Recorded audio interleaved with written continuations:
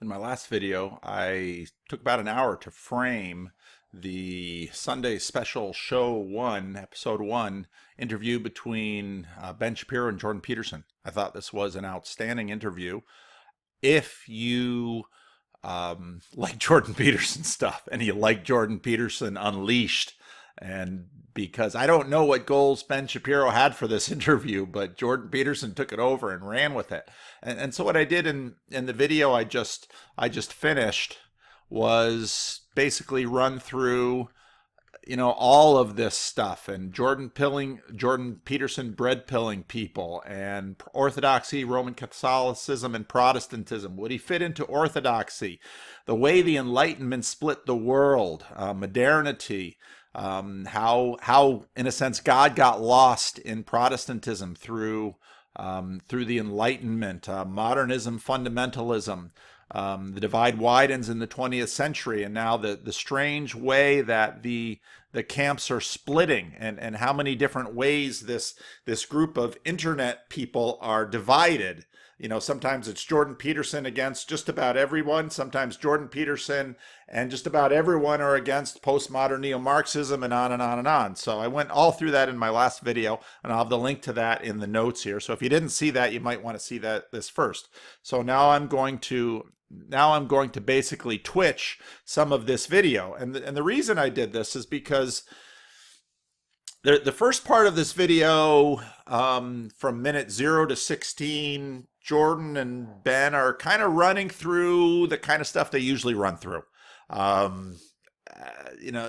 If you're a hardcore Jordan Peterson fan, a lot of that stuff you've heard before. So you might want to listen to it again. Fine, but as we talked about in our meetup group last night, there's a saturation point that a lot of hardcore Jordan Peterson people are at, and they're waiting for new stuff. Now, what comes after minute 16 is, again, I don't know if Peterson had caffeine or what, but he was on fire, and poor Ben is trying to contain him and keep him contained, talking about the Enlightenment, and that's where he launches from, but he's going some different places. And the relationship with the Enlightenment, again, here is key in terms of what I think might become Jordan Peterson's contribution to church history and the history of Western civilization if his influence continues to grow. I don't want to get too far ahead of ourselves here, but there's this long split that's been happening in the West. The first thing I noticed when I started listening to Jordan Peterson, I thought he's trying to undo the split, which would be a really big deal. And now there's been a lot of attempts to try to undo the split, but Peterson is doing it in a new way, and the size of his following, and again, what I've appreciated is how many honest skeptics are saying, well, Peterson maybe doesn't have me believing in God yet, but I'm not as anti-Christian as I used to be, and I'm more interested in tradition and mythology and all of this as a result of what Peterson has done. And I would not be paying all this attention and making all these videos if I didn't think Jordan Peterson was important. Now, who else between me and Jonathan Peugeot are making a lot of videos on this? I don't know. There's a few other folks making 1 or 2 videos, but yeah, it's been kind of an obsession for me, and that's just kind of the way I do. When I find something interesting that's helpful for me to knit my own head together, because, yeah, I'm a Christian Reformed minister, but I've got my inner skeptic too, and I got to deal with that guy. So, that's why I do this. So let's jump into the video here at minute 16, and this is after the commercial break, and Shapiro wants to get Peterson talking about the Enlightenment. And as I noted before, the context will be on this side, Peterson, Shapiro, the intellectual dark web are lining up to battle postmodern neo-Marxism that is threatening science. And again, I ran through that whole history in my last video. That's where Shapiro wants to get Jordan Peterson engaged here, and now Peterson's going to take it and run with it in the way that Peterson always does.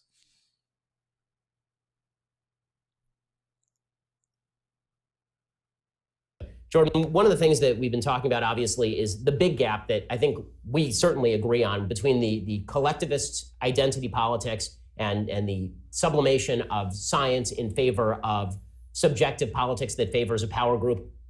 But I want to talk a little bit about a division that is also now breaking out among those of us who I think would consider ourselves friends of the Enlightenment. So you consider yourself a friend of the Enlightenment style thinking, at least in the essence that individuality matters and that the individual is sovereign. And that the scientific method is and the scientific useful. Method, yeah, that it matters, and right? Data facts matters. Are useful and, exactly. And real. So again, now Peterson is aligning himself with the Enlightenment. And if, again, you go back into my past video, a lot of the punditry on Peterson's, implicit faith or covered up faith or new faith, all the odds makers say he'll join the Orthodox Church. I'm skeptical.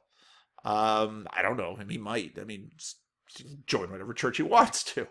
But his relationships with everybody lines him up with orthodoxy because they see his use of symbolism. And that's right. But he is also, and where he's going to go with this video, he's going to say the Enlightenment is a product of all of this stuff from below. And that's different from saying the Enlightenment was a big mistake and detour. And so from the position, and I'd love some of you, those of you who are in the Orthodox Church, to weigh in the comments here. Is the Enlightenment from the position of orthodoxy? It is very understandable and natural, and if I were in your shoes, I'd probably think the same way, to say that the Roman Catholic Church and Protestantism are both a huge mistake. That, the Roman Catholics, they left us, and then the Protestants left them, and if we had just stayed Orthodox, we wouldn't have this big mess. Well, okay. That's another big conversation, but it's very interesting here. How orthodox would Peterson be? Because look at his commitment to the power of the Enlightenment. And so that's what you should be paying attention to here.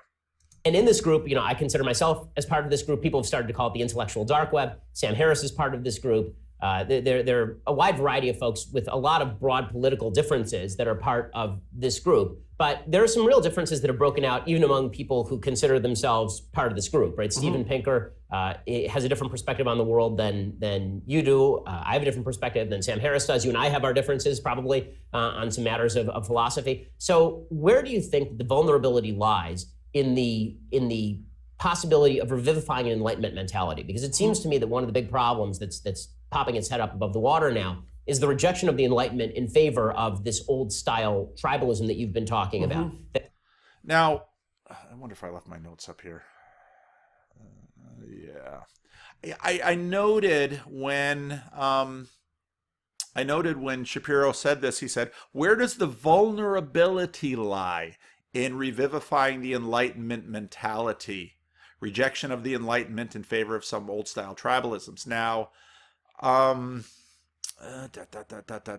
it's so interesting that Shapiro calls this a vulnerability. That's very much, when I hear him say that, I think that this is a war. And these are armies looking at each other. So we're going to look at the vulnerability in their armies or the chink in their armor, and that's what we're going to go after. And I thought that was kind of interesting. But then he also casts it the Enlightenment in favor of old style tribalism, and that's an interesting take, and I don't think an unfair one on where this goes. But both movements are playing funny games with history here. But now Shapiro really wants to camp in on the Enlightenment, which I find very interesting because in terms of his philosophy and his religion, so you have Judaism, which is an ancient religion, and later he's going to really make an appeal to Aristotle. So, he's a traditionalist who, is staking his claim on the Enlightenment, which is very interesting, and it's going to kind of show the relationship between the Enlightenment and Ben Shapiro's Aristotelian ideas. So, back to the show. That we're now going to repeat history because we've benefited so much from the Enlightenment that we forget that things don't have to be this way. Right? We've got so much nice stuff, we live in so much freedom, that we forget that if we just toss those Enlightenment ideals out the window, things get really ugly again. I think that's what unites. Now, okay, so this is where Shapiro and Peterson are on the same page, because they both see the rise of postmodern neo-Marxism, the rise of the identity tribalisms coming up. These are going to undo the benefits that we have experienced from the Enlightenment. And he, in fact, and here a little bit later, we'll reference Jonah Goldberg and his new book that's just come out. And so here Shapiro is kind of a classical American conservative, okay, of a certain type. And so he's saying, okay, Jordan Peterson, here we are together. How are we going to keep us from sliding away from the Enlightenment? But now again, one of the things I talked about in our meetup last night is I said, because one of the constant discussion in our meetup is where's this whole thing going? And one of the things I think is that there are two tracks here. One track is the political, and the other track is the religious. Now, the social is in between, and it's going to be social political or social religious. And I think Peterson will probably stick to the social religious more than the social political, even though he's got a lot of things to say about politics, even though he seems to be a very regular on Fox News, and NBC slammed him. I don't know how thoroughly Peterson wants to get involved in American politics, being a Canadian, or even if he wants to get into Canadian politics. I would imagine he wants to stay being this kind of prophetic outsider. And so I would imagine he'll probably keep to the social religious track. But again, he's going to stay outside the religious boxes as well. And I think he's going to be this, John the Baptist, out in the wilderness. So let's get Peterson some camel's hair and a loincloth and have him munching on some grasshoppers and lobsters. They're both crustacean. Well, I don't know. Somebody will correct me of that in the comment section, but keep going. That's the question, is that what do you toss out the window before things get ugly? Right. And the Enlightenment proponents, you could say Harris, you could say Pinker, Charles Taylor in Canada. Why'd you put Charles Taylor in that list? And now he's going to go off into Charles Taylor. And so this is where Peterson is a little uncontrollable, because he's got stuff he wants to say. Is it going to stick to the question? They trace back the development of the modern self, let's say. Taylor wrote a book called Sources of the Modern Self, to the Enlightenment. And it's quite interesting because, like, if you look at the typical academic psychologists. And actually, Taylor traces it to the Reformation. And I think this is partly Taylor's Roman Catholicism coming through. Their historical knowledge generally runs back about 15 years. And so, because they're all concerned with the modern literature, and there's some utility in that, but the downside is they don't have any historical context. So you read someone like Taylor and you think, wow, he's stretching it back 500 years, But there's reading that goes way beyond that to look at the sources of the self. And I don't know if I would put Taylor in a conversation with Pinker and Harris at all. Pinker and Harris have much more in common than Taylor. Taylor he's a Canadian philosopher who is interested in the creation of the modern world back to the Reformation. And the source of the modern ethos. And this is a huge bone of contention between people like me, say, and people like Harris. And I think between people like you and people like Harris, is that my sense is that the Enlightenment values themselves are grounded in an ethos that's much deeper and much less articulated. And that would be an ethos of metaphor, image, drama, ritual, religion, art, music. Okay, put a dot right in there, because this is Peterson. This comes from below. And so in a sense, what he's saying is that he's going to found the Enlightenment upon Christianity. And that's where he's going to go with this. I've obviously listened to it a couple of times already, but that's where he's going to go with this, that the Enlightenment is a product of Christianity. Now, that's different from, say, an Orthodox perspective, where the Enlightenment is a detour away from Christianity. And so when you listen to Jonathan Pageau wrestle with, a lot of what Jonathan has been wrestling with, he grew up fundamentalist Baptist and then converted over to Orthodoxy, is this literalism. And so Jonathan's pursuing this symbolic world. So it's very interesting how Peterson, and this is again why I don't think he's going to easily fit into any church. Peterson is going to try to wed the Enlightenment with this older this older symbolic mythological world that orthodoxy is so at home with, and why so many bread-pilled Peterson fans feel a natural pull to orthodoxy. But what about, and this is why I think a lot of those people are going to, I don't know that denying the Enlightenment is going to give them peace of mind. And this is why, in a sense, I wonder if many people start wanting to be Christians as a result of Jordan Peterson, where can they fit? That's my question. That's been my question all along. Now, of course, I have a tiny little church that is so diverse and so odd and so strange, partly because I'm so diverse, odd, and strange. Yeah, I might not look diverse, but inside I am. Where can these people fit? Because Peterson's got this Orthodox and this Enlightenment thing going. All of that, dance even for that matter, the nonverbal, the pattern recognition.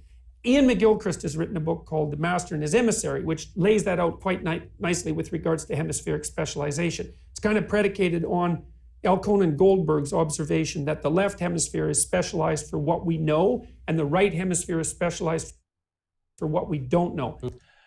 So in a sense, you might say here that the left hemisphere is the Orthodox Church, and the right hemisphere is Protestantism. So that's an order-chaos dynamic. And the rough idea would be that the left hemisphere generates paradigmatic systems. So that would be like the Enlightenment system, axiom predicated, right? Even stateable axiom predicated. But that entire axiomatic system is based in the nonverbal domain. Okay, let's pause there, because what he said was really important. So he goes through the 500-year Young through. Then he goes to Ian Gilchrist. He's talked about quite a bit. The left hemisphere generates paradigmatic systems like the Enlightenment system, axiomatic predicated, even stateable axiom predicated, but it's based on nonverbal domain. It's also associated with deep motivations, biological motivations, and emotions. Well, he didn't quite finish. That's a problem I have. That's associated with, well, it would be associated with the right hemisphere, but it would also be associated with deep motivations, biological motivations, and emotions. And so, because here's one way of looking at it. You think, well, how do you validate an axiomatic system of ethics? How do you validate an axiomatic system of ethics? Well, what do you mean by that? Well, okay, so back to the other video. After the Enlightenment, the modernist compromise with the Enlightenment says we look to external observation, empiricism, general revelation to know history and physics. We look to special revelation to know ethics, well, and in a sense have our religion. Well, those are the axioms. If you go back to the interview he did at Lafayette, what is religion? Religion is the expression of the axioms.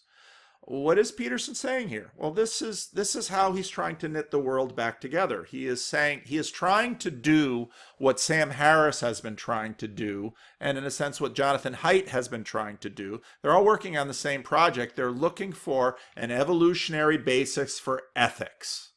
That is in some ways that is very central to his program.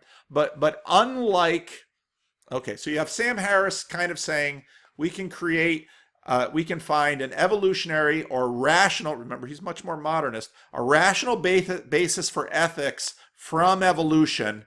And Sam Harris will say, and that'll be very different from Christianity. And Jordan Peterson says, nah, it's just like it. Jonathan Haidt, Happiness Hypothesis, which is a book I read a few years ago, very interesting book, where he's basically saying, he's more like Jordan Peterson, where he's saying that there are similarities between ancient wisdom and what science teaches us. What's the difference between Jonathan Haidt and Jordan Peterson? Jung. And if you look at the interview between Jonathan Haidt and Jordan Peterson, Haidt's all excited. Here's a real Jungian. And, everyone's kind of afraid of Jungians because, everyone looks at them and says, well, they're kind of weird and scary because Jung was kind of weird and scary. But that's the difference between Jonathan Haidt and Jordan Peterson. Peterson is a Jungian, but Haidt is kind of working on the same projects. Now, Peterson now is saying here, there are axiomatic, let me pull up the quote. How do you validate axiomatic systems of ethics? How do you validate them? Well, that's a big deal. That's a really big deal. Now, how do you validate them? I want to be a little careful here because a religious project, a traditional religious project will say, validate. They are given to us by God. And so automatically by that, they're validated by virtue of the entire narrative. Because God is the creator, God is the owner, God gets to say what's good and what's bad. Peterson now will say, as he does, well, we can get to it from below, and he's going to use Piaget again. And now pay attention when he's running through that. He's run through this before. But he's going to use Piaget, and he's saying we can validate our axiomatic foundations to our ethics. How? Well, that's what you should pay attention now. So he's going to run through his Piaget speech here. It's going to go fast, but it's important. And the answer is quite straightforward. Jean Piaget figured this out, is you play it out in the world, literally, you act it out in the world, and then you watch each other's emotional responses. And if the thing that you're playing out, if the axiomatic system that you're playing out satisfies the motivations and the emotions of the people who are engaged in that system, then the system is justified. Right there. Okay, so again, this is within the box of modernity. You don't need a God to do this. The axiomatic elements are validated socially. And again, this is a social scientist. So if everyone is satisfied, it's good. All right. Well, now let's translate that into the political realm. Well, what is that? Well, that's liberal democracy. This is the consent of the governed. This is the Enlightenment. The Enlightenment, this is the Enlightenment through Piaget, that these axiomatic values that underpin morality and society are validated socially. And now he's going to do the Piaget thing that, going this way, going through the axes. This has got to be true not only for me, but for me, for you, and all the way out, and also in time. Now remember, with the monarchical vision, the two elements you have to take out are time, you make it eternal, and subjectivity, you make it universal. And so in a sense, Piaget does this, but he tries to incorporate time and subjectivity to, in that sense, fill it out and make it more religious instead of just simply an objectivist viewpoint. And then you say, well, it's not just that their motivations and emotions are satisfied. It's more complex. It's that the motivations and emotions of each individual are satisfied, but not only now, but now, next week, next month, and next year. So you have to extend it across time. And not only my emotions. You got to feel for poor Ben. At this point, Ben is thinking, crap, he's hijacking my show. Emotions and motivations, but yours as well. Now, next week, next month, and across time. So there's terribly tight constraints placed upon an axiomatic system's validity. And this is how he attacks postmodernism and says, not every interpretation is valid. These constraints hem it in. And to think about Philip Reif, Rod Dreher, of course, introduced me to that whole business, but where basically religions are defined by what they say no to. And so now with Peterson, all of these constraints come in, and that then is going to become an ethical system. That these come up from below through millions and millions of years. Remember, Peter says this starts once we have eyes to see, we begin seeing each other, we're watching the emotions, and this is how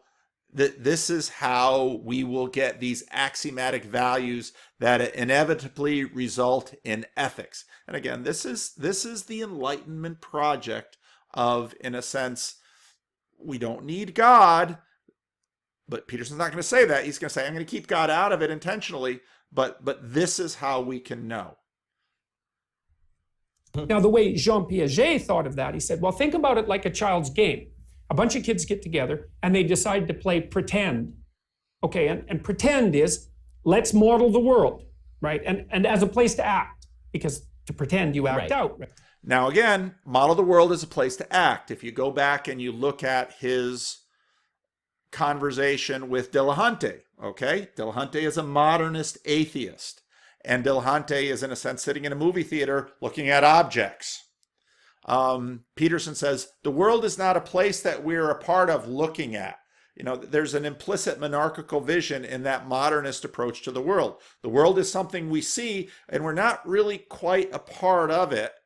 We say, oh yeah, we're constructed by atoms, but through reason, we kind of see above it.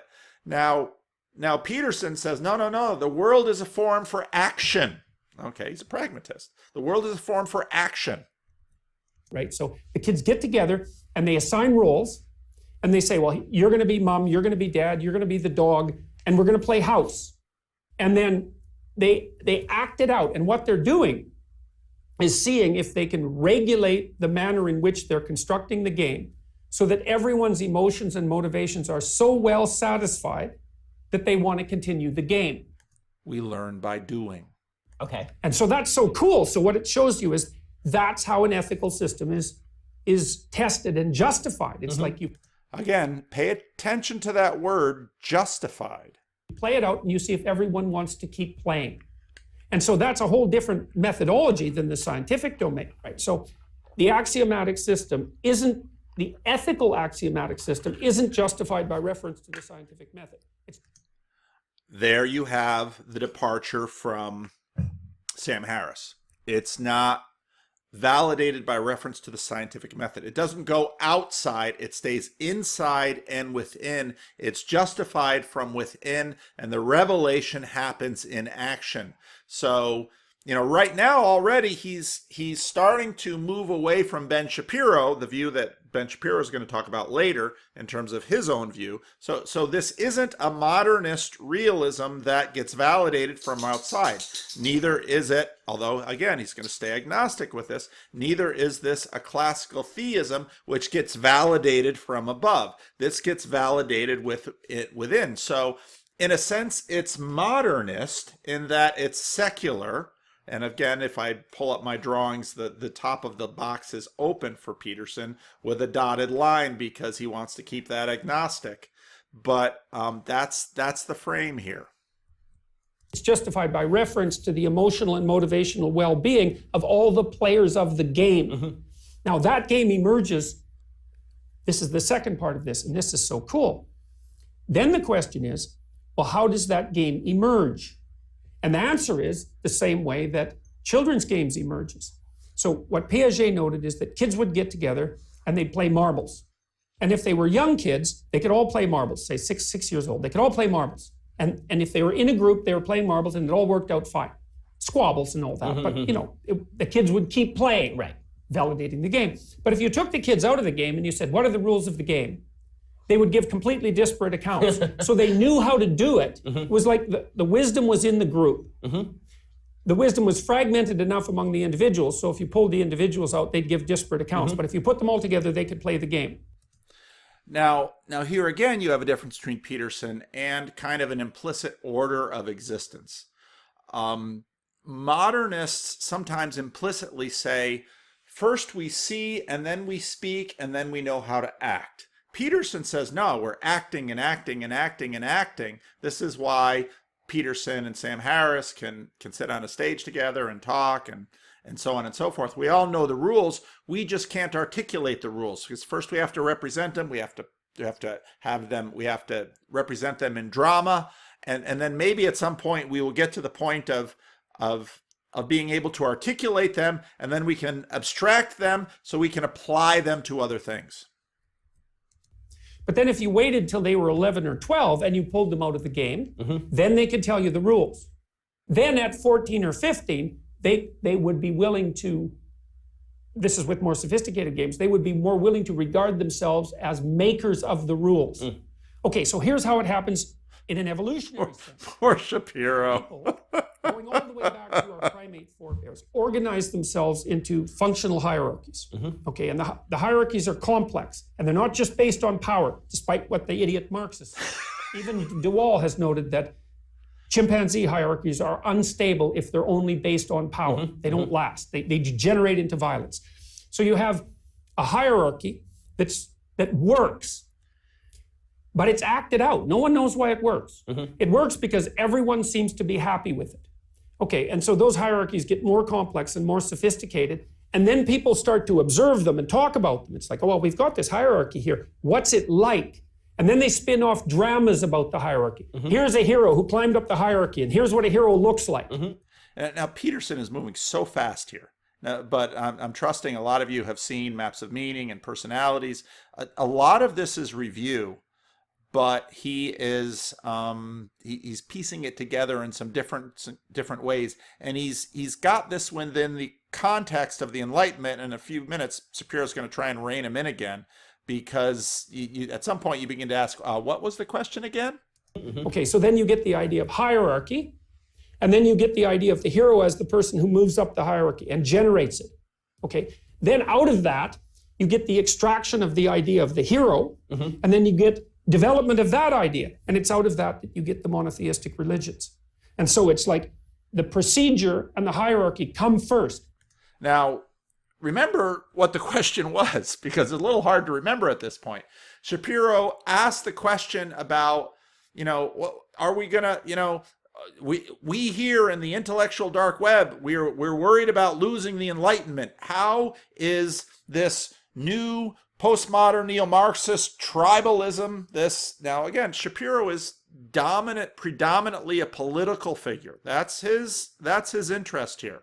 And he wants to, have Peterson be an ally in Shapiro's political agenda. Peterson's given him a load of far more than politics, because Peterson's running through the history of Western civilization all the way from, the beginning of at least life in the world, and so now we're up to the hero. And so, well, how does this fit again with the Enlightenment and with our project to be political conservatives? No one knows what the rules are. It's all played out the same way that wolves play it out in a pack or chimpanzees play it out in a troop. Then we wake up and think, oh, we live in a structure. Here's the structure. That would be Osiris in the Egyptian mythologies. Here's the structure. Here's how the structure goes wrong. Here's what the structure does. Here's its tyrannical aspect. Here's what you have to do to generate the structure and to thrive in it. Okay, that's even more important. The hierarchy is important enough. But what we want to know is how to master the hierarchy. Okay, that's where you get the mythologies of the hero. Okay. And then so then this generates all sorts of different heroes. Ben is being very polite. Because there's different ways of being successful. Then you have a panoply of heroes. Then you think, okay, well, now we've got all those heroes. That's a set. we can pull back and say, okay, something about all these heroes is what makes them heroes. That's when you extract out the monotheistic savior. Because that's why in Christianity, Christ is the King of Kings. It's actually, you can think about it as a literal statement.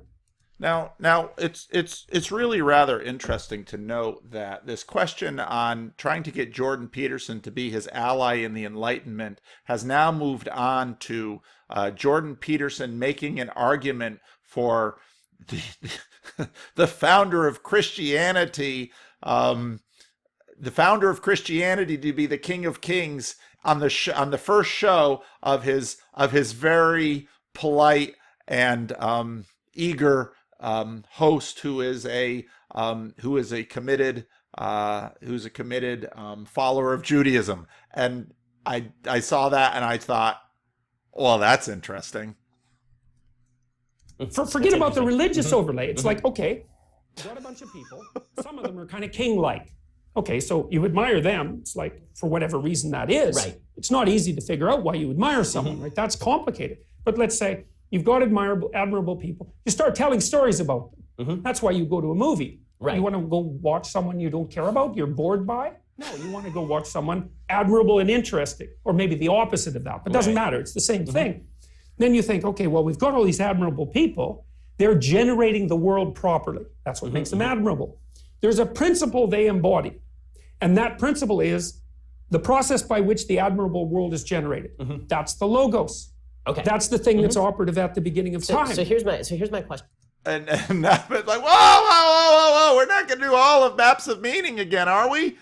About all of this, because now we're really not talking about 12 Rules for Life as much as Maps of Meaning, which is your first book, which you're doing the audio read of it now. The audio, and it's definitely a harder book than 12 Rules for Life, and a much more complex book in a lot of ways than 12 Rules for Life. So how universal are these systems? Meaning, why is it that the Enlightenment only arrives at one time in human history and one place in human history, as opposed to if human biology is essentially consistent across humanity, then why is it that if at the apex of the levels you end up with the Enlightenment idea, which is where Okay, we put the Enlightenment at the apex of the levels. And this, again, is where this gets really interesting because, again, Shapiro is kind of a classical Aristotelian observant to his religion of Judaism. And now we're talking, Peterson, come back to the Enlightenment and why has the Enlightenment given us these riches? And so now Shapiro's going to reference a couple of books. Started this particular question. Then why is it that it only arrives in one place at one time as opposed to arriving in a variety of places in a variety of different times? So what's special about us? That's the question. It's a great question, man. That's okay. The first thing we would say is, but I don't think Peterson's done. The process by which the hierarchy itself and success within the hierarchy is generated, that's to be accounted over millions of years, at least hundreds of thousands of years. But I would push it back because you can see analogs in the chimps. So 20 million years, let's say. That's a long time. On that time scale, the fact that the Enlightenment values arose in Europe 500 years ago before anywhere else, it's like, well, who cares? It's five old men. It's a great illustration, but again, now it's interesting because in a sense, Peterson is he answering Shapiro's question?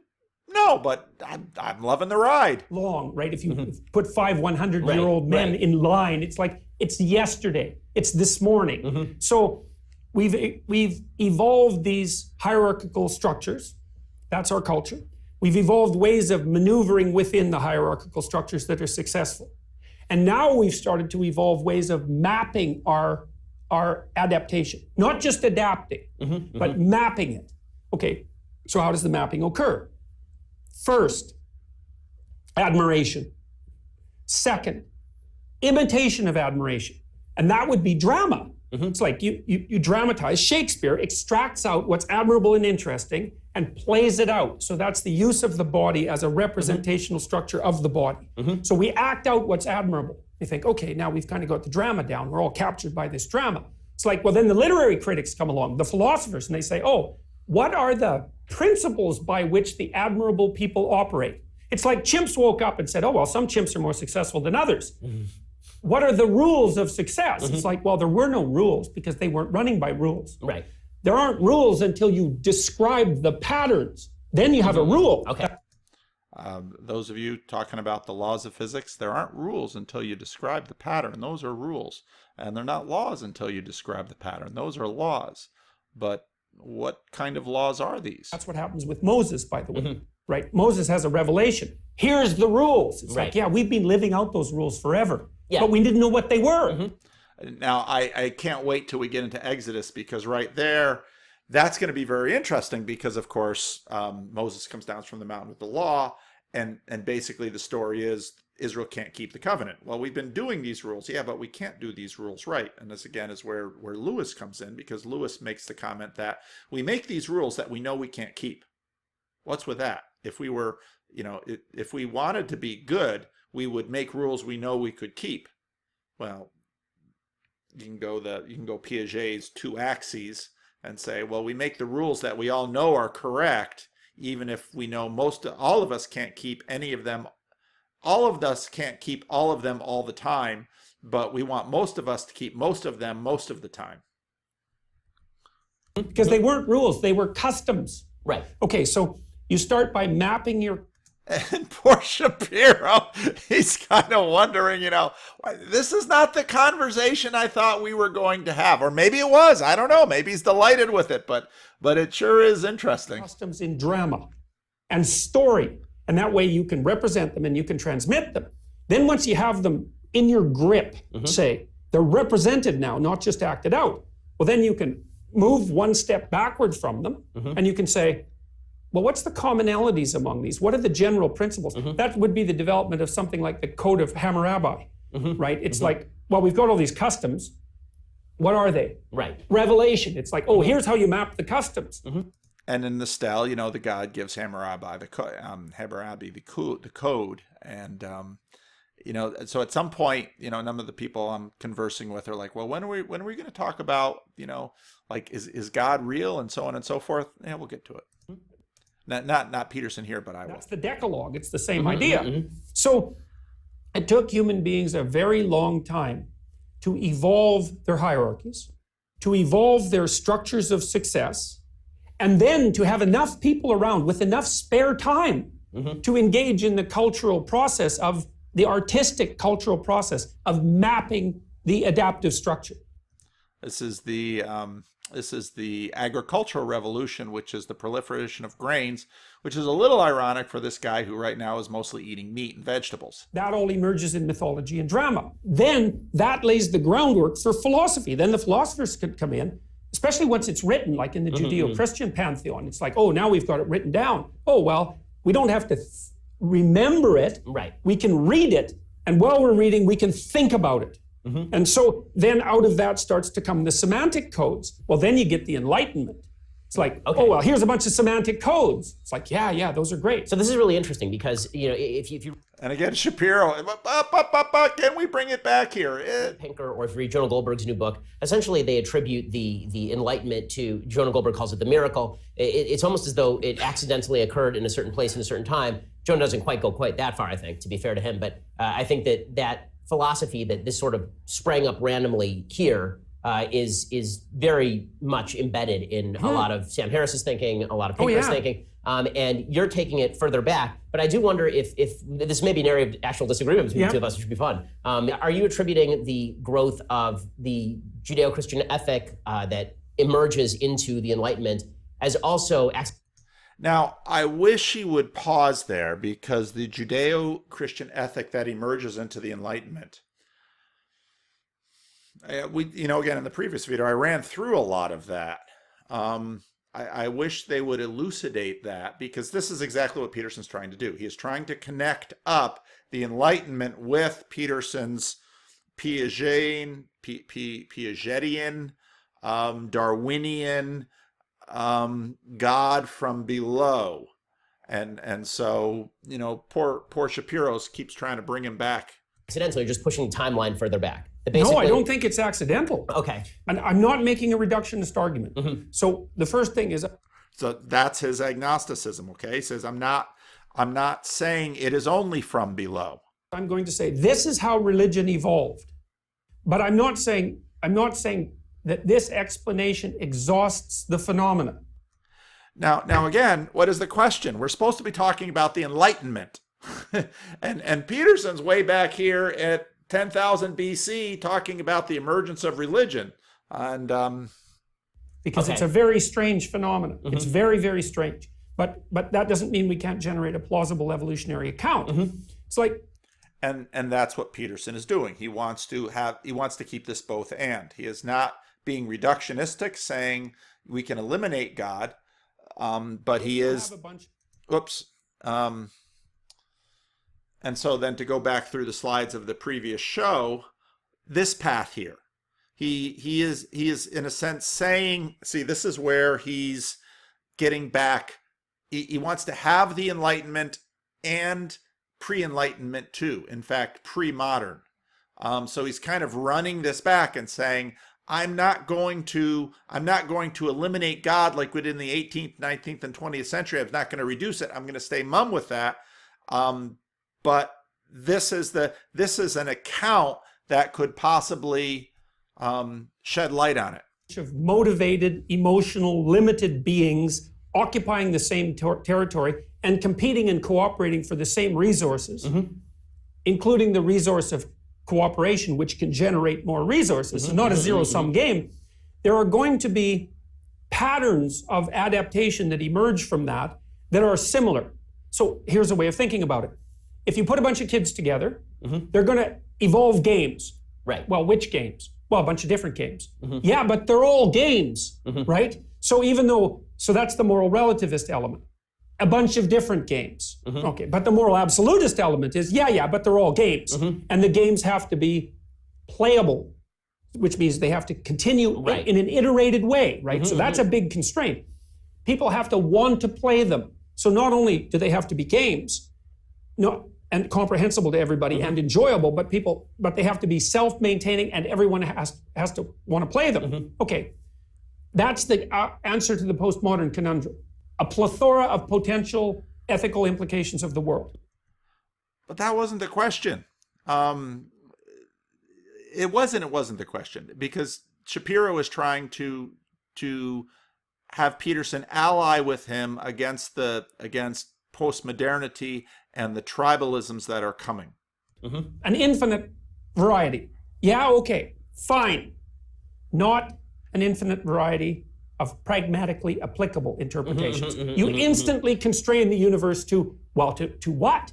Well, this is why there's commonalities in mythologies. It's like, if you put enough people together in enough different places, the commonality of the groups of people, because of the grounding in common motivation and emotion and embodiment, because we're embodied, means that they're going to generate hierarchies that are broadly similar, with strategies of success within those hierarchies that are broadly similar, with descriptions of the strategies that are broadly similar. And so you could say, I got to give Shapiro an award here, the most patient host. In some sense, the ethic that gave rise to the Enlightenment is in place more or less everywhere. Now, it's tricky because not every hierarchical system is as functional as every other hierarchical system. Some of them can degenerate into tyranny. We're talking about the set of all voluntarily playable games. Right. Something like that, and that can degenerate. Out of that, you're going to get common hero myths. You have to. And then that lays the groundwork. That lays the groundwork for even our ability to communicate. Right. This is the Enlightenment guys. They're not getting that. And this gets to, I think, the broader question. Back to the Enlightenment guys, they're not getting that. So Peterson, Enlightenment, no Enlightenment? Again, he's kind of saying, Sam Harris and Pinker are not understanding the deeper picture. And I agree with Peterson here. I agree with him. But now Shapiro's going to try and get him back on track. And then I know you and Sam went on for 3 hours about the nature of truth, because particularly truth in the moral sphere. I think that would it be fair to say that you guys agree on the idea of truth in the scientific sphere, that if something is, that there is such a thing as objective truth? Okay, now notice again, we're back in the question of modernism.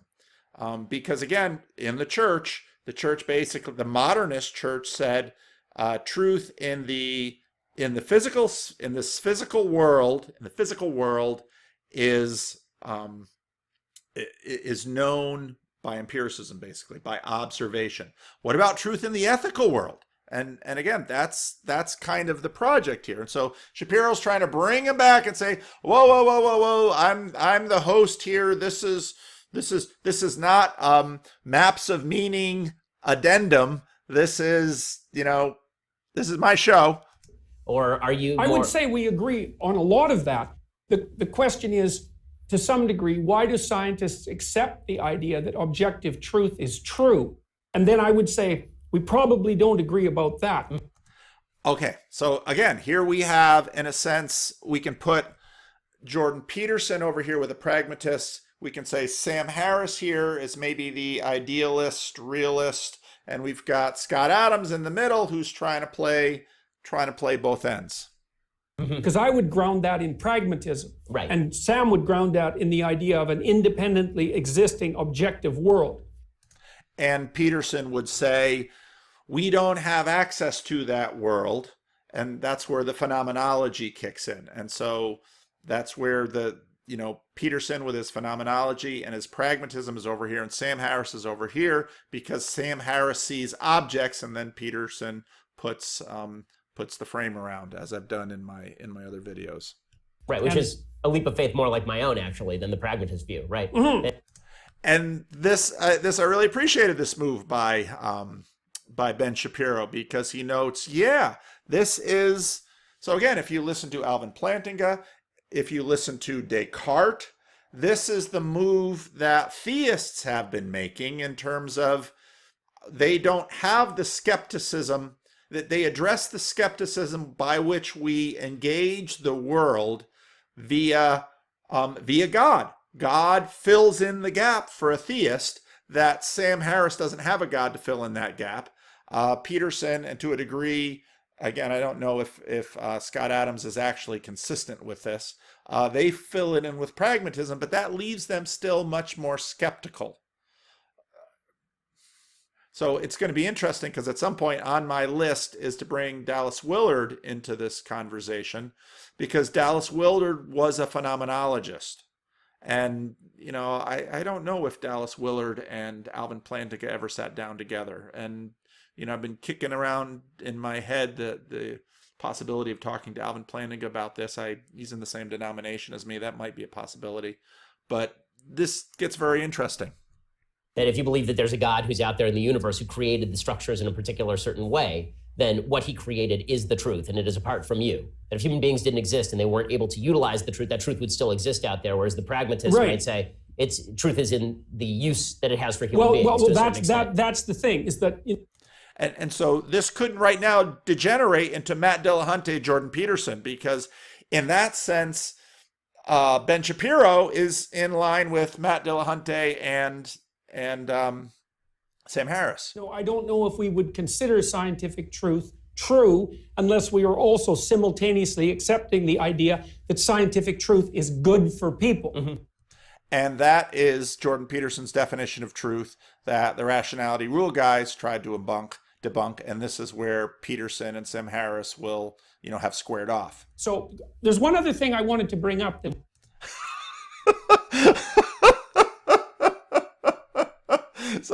So poor Ben, he's totally lost control of his show, but he's going to get a lot of traffic, and it's a great to watch. But I think when Ben sat down and said, "This is what I want my show to be about," I don't know if that's relevant, because you brought up the idea of God. So here's a way of thinking about it, and I don't know what to make of this, because this is stretching me. This is stretching my thoughts out beyond. This is for Peterson. This is where he always goes when he gets to the God question in terms of ontology. And I'm thinking at the limits of what I can. So we're winding up here. Where I've been able to develop them. So this is the intuition that I have based on a variety of things, experiences I've had. So imagine that there's a very wide range of human behaviors, okay? And some subset of those are both admirable and not admirable. Mm-hmm. So let's call them good and evil at the extremes, okay? then we might say, well, there's a pattern that characterizes all the actions that are good and a pattern that characterizes all the actions that are evil. Now, don't forget the Piaget part we were at earlier. I know it looks like Peterson is rambling, but I don't think he is. He's going somewhere. Now, this might not be where Ben Shapiro had intended the interview to go, but Peterson is going somewhere. His watchers are working, and he's firing on all cylinders here. And that's a transpersonal pattern, because it's not just about you or me, it's about everyone. Okay, and so then that gets personified. That's Christ and Satan, let's say, or Cain and Abel, right? That gets personified. And that's a bad guy and a good guy in a movie. Like it's personified all the time.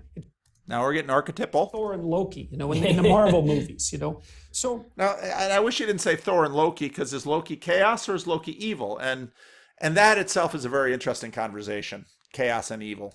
Now you have let's say you take the idea of Christ and you think, okay, so that's the abstraction of everything that's admirably good about the set of all human behaviors.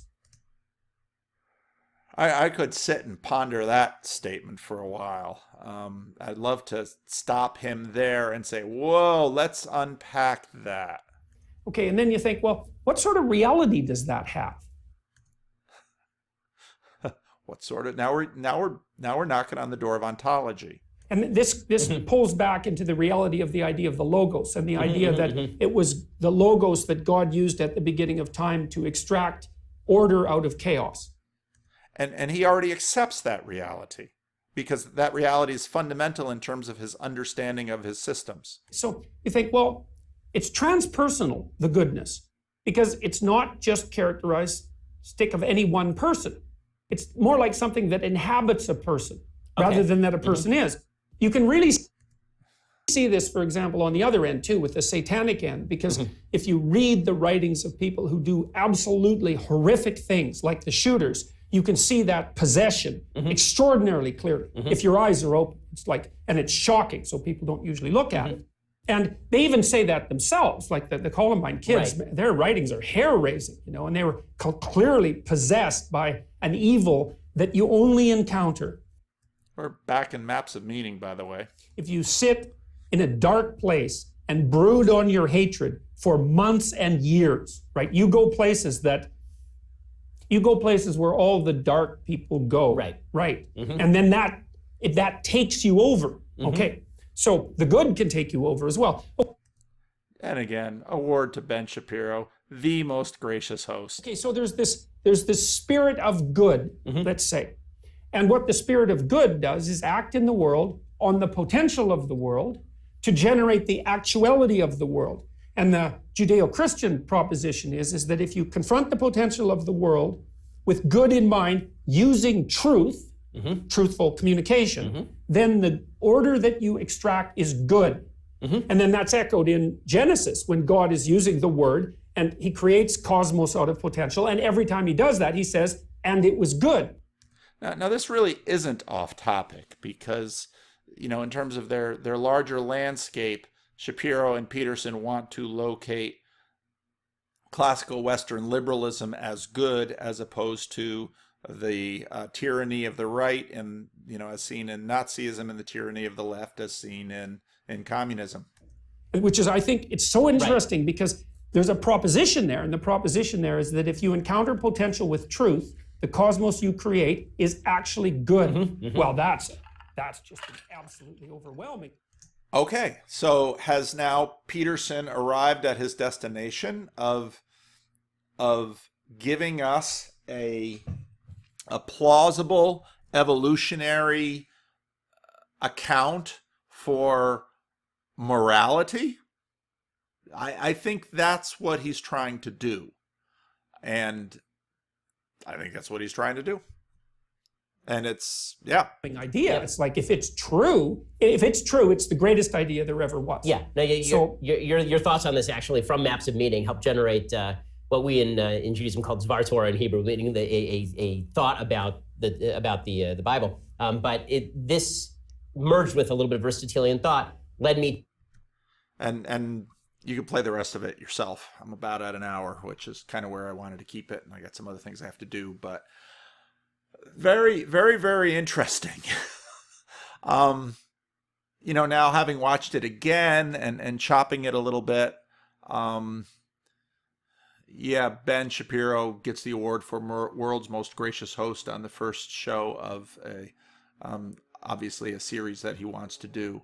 But I think Peterson here is, again, with the frame I brought to it in terms of, well, where's Peterson going to go? What's he going to do? Orthodoxy, he's not, is he going to stay pre-Enlightenment? Where does he stand with respect to the Enlightenment? I don't know. I don't know that we can answer that on the basis of this. Well, maybe we should listen to a little bit more. We can go a little longer.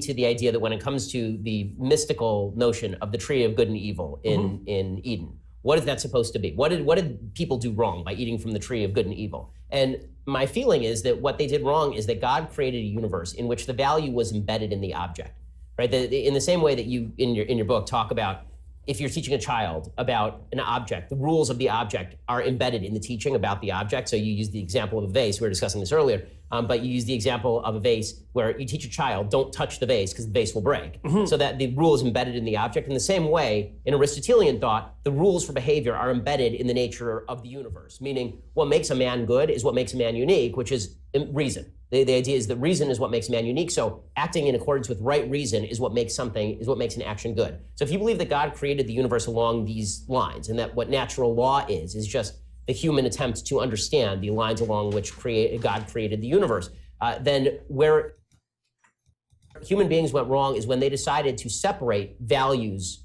from the universe. When we decided to take values and say this is a completely separate thing. So this vase has no rules attached to it anymore. Okay. Remember the scheme here of modernism.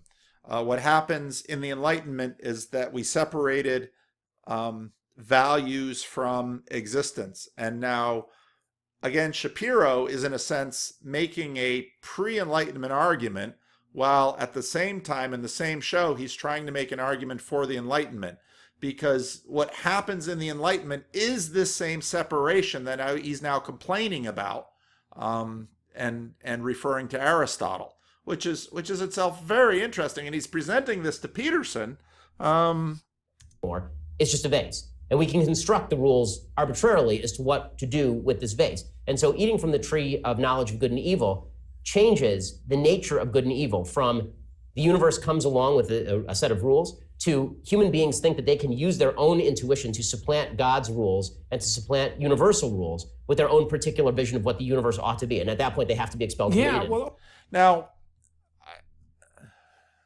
Shapiro's exegesis of Genesis 3 is not terribly different from pretty common Christian exegeses of Genesis 3. It's a rebellion motif, but also in a sense, with his object orientation. Yeah, I don't quite know what to do with Shapiro here, but it's not anything that Peterson is talking about. Okay. So that's also associated to some degree, I would say, with Milton's warning in Paradise Lost, because Milton basically portrays Lucifer, who's the bringer of light, weirdly enough, as the spirit of unbridled rationality. And Shapiro settles in for a lot more listening. Which accounts for, say, the Catholic Church's antagonism towards rationality. The idea was, same idea in the Tower of Babel, that human beings have a proclivity to erect their own dogmatic ethical systems, and then to expand them into a grandiosity that challenges the transcendent, and that's a totalitarian catastrophe.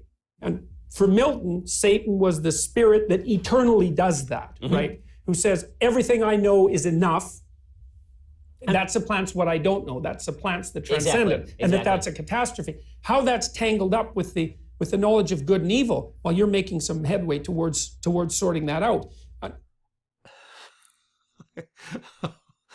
Again, I really enjoyed this interview, but in terms of rules of an interview, it's all over the place.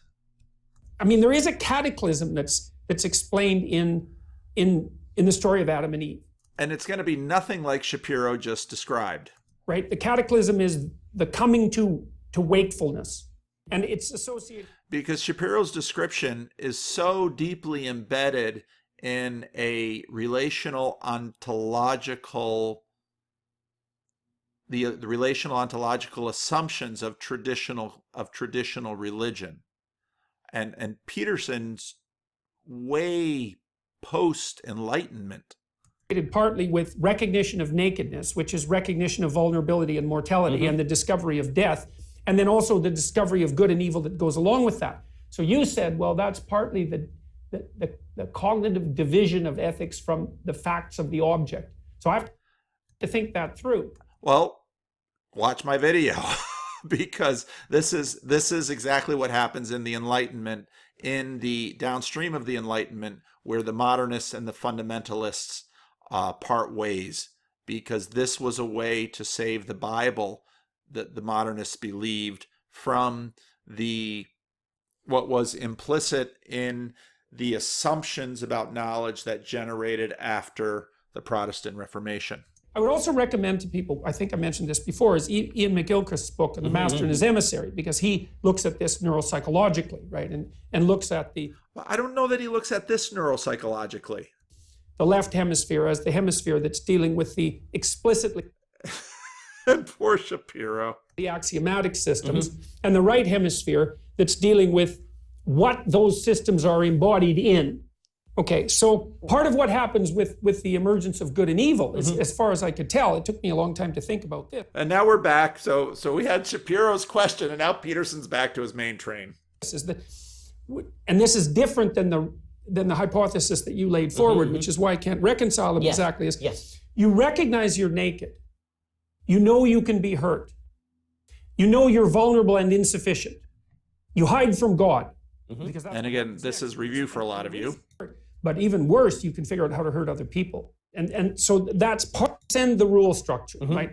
Not because there's anything wrong with the rules. They're a necessary precondition for discipline, which is actually why I wrote 12 rules, right? It's like you need rules, but rules conflict, extract out the world of actuality. And if they did that properly, then the world they extracted was good. And that is a divine principle.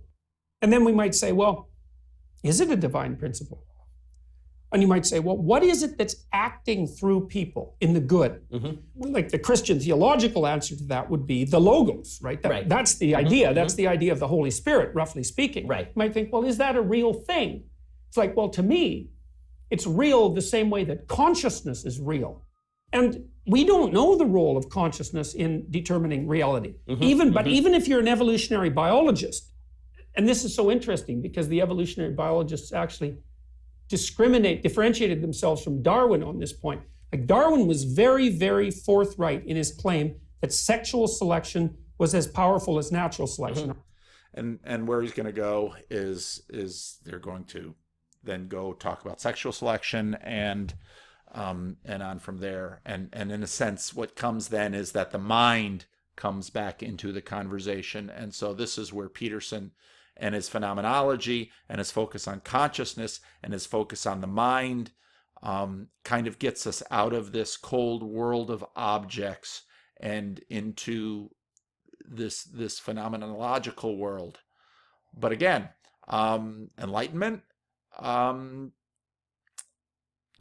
poor Ben Shapiro. If he really wanted to have this interview be about the Enlightenment, it didn't make it. So again, it's a fascinating interview. I think, early on, especially where we see Peterson trying to make an evolutionary case for the axiomatic underpinnings of ethics.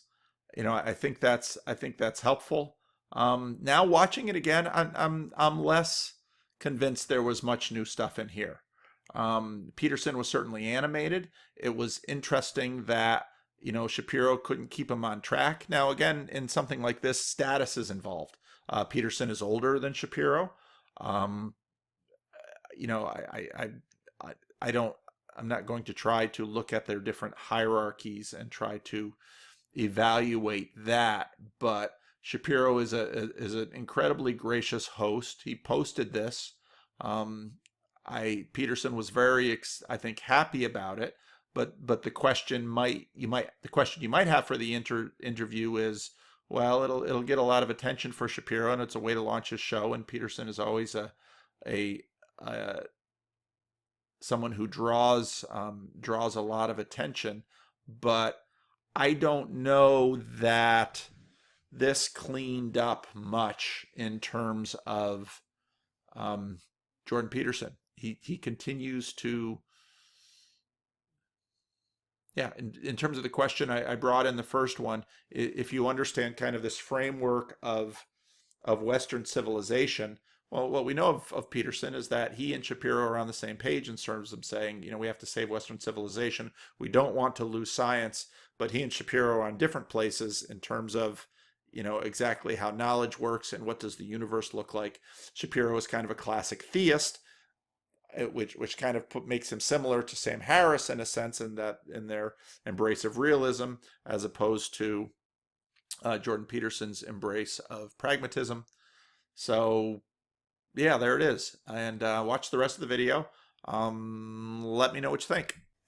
I just finished twitching that video of Peterson and Ben Shapiro, and as I was writing someone about it, and I was continuing to have some thoughts in terms of that video, because on one hand, I think in some ways the video, I don't know what Ben Shapiro had in mind for that interview, but having Jordan Peterson on is kind of like having a force of nature in the room. I mean, Peterson, even in a sense, took over the post-game show of Bill Maher when he was on, and that's just who Peterson is, and I think that's part of what Peterson's followers really enjoy about him. But now, if Shapiro's goal was to have something like the Avengers, where you imagine Jordan Peterson and all these guys are part of this intellectual dark web, and they're going to do battle against the forces of postmodern neo-Marxism. I think of Dave Rubin. I think there was a meme that was set up like that.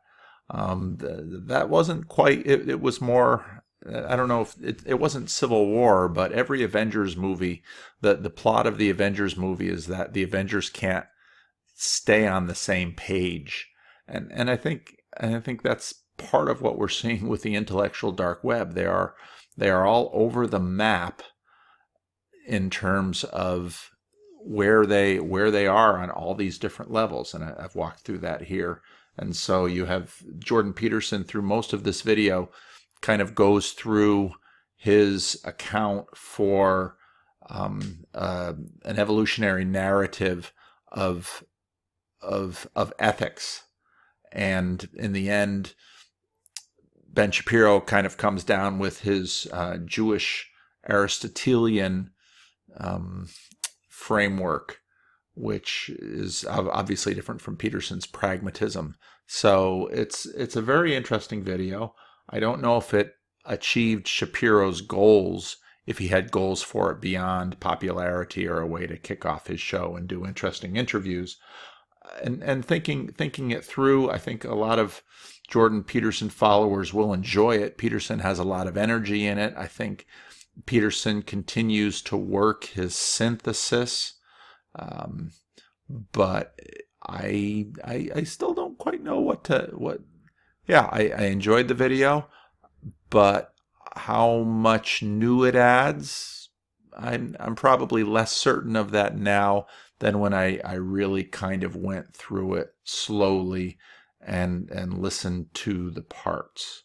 And I think for those, again, who are watching Peterson and are feeling this moment of saturation, the questions are going to come up in terms of, okay, where do you go now? And what new will you bring to the table? And again, I know a lot are really waiting on the biblical series for that. But in terms of Jonathan Peugeot, in some of his videos, mentions Jordan Peterson as kind of Cyrus. and that's still kind of holding true. But what, where will Peterson land? What will he be able to finally contribute? I'm not quite sure at the end of this video how I feel about it. So go ahead and make your comments.